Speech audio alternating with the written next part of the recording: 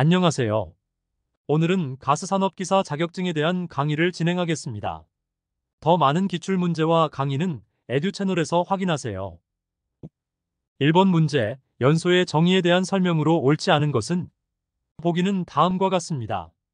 1. 연소는 산소와 연료의 화학적 결합으로 발열 반응을 일으키는 과정이다. 2. 연소는 반드시 불꽃을 동반해야 하는 물리적 변화이다. 3. 연소는 연료가 산화제와 반응하여 열과 빛을 방출하는 화학 반응이다. 4.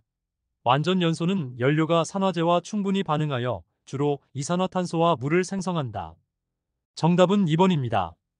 연소는 반드시 불꽃을 동반해야 하는 물리적 변화가 아니라 화학적 변화입니다.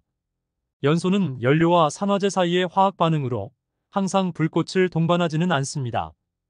예를 들어 숯불이나 철의 산화와 같은 경우에는 불꽃 없이 연소가 일어납니다. 나머지 보기에 대해서도 알아보겠습니다. 1번은 연소의 기본적인 정의를 올바르게 설명하고 있습니다. 3번은 연소 과정에서 열과 빛이 방출되는 것을 정확히 설명하고 있습니다. 4번은 완전 연소의 결과물을 올바르게 기술하고 있습니다. 2번 문제, 연소 과정에서 에너지 보존을 설명하는 연력학 법칙은 무엇인가? 보기는 다음과 같습니다. 1. 제로 법칙. 2. 제일 법칙. 3. 제2 법칙. 4. 제3 법칙. 정답은 2번입니다. 연력학 제일 법칙은 에너지 보존 법칙으로도 알려져 있습니다. 이 법칙은 에너지는 생성되거나 소멸될 수 없으며 단지 한 형태에서 다른 형태로 변환될 뿐이다라고 설명합니다. 연소 과정에서 화학 에너지가 열과 빛 에너지로 변환되는 것은 이 법칙을 따릅니다. 나머지 보기에 대해서도 알아보겠습니다. 1번 제로 법칙은 열평형 상태에 대한 것으로 연소 과정의 에너지 보존과는 직접적인 관련이 없습니다. 3번 제2 법칙은 엔트로피 증가와 관련된 법칙으로 에너지의 질적 변화를 다룹니다. 4번 제3 법칙은 절대 영도에 관한 법칙으로 연소 과정과는 직접적인 관련이 없습니다. 3번 문제, 연소기에서 열전달이 주로 일어나는 방식은 무엇인가?